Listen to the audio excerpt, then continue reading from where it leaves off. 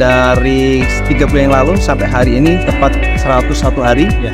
umur jagung kita sudah melaksanakan panen, di mana merupakan sebuah kerjasama yang baik antara pihak DBA dengan Batayon. Sudah melaksanakan panen dengan hasil yang menurut dari Pak Zulkifli bagus. Kemudian dengan mencapai hasil panen 2 karung dengan berat kurang lebih 80 kg. Selebihnya silakan Mas, ada tambahan.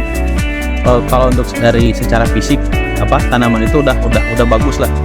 Jadi dari yang biasa dari bonggolnya bisa kelihatan nanti dari besar buah, dari tinggi tanaman, besar batang udah sesuai standar. Tinggal diperluas lagi aja Pak, supaya hasilnya bisa lebih banyak.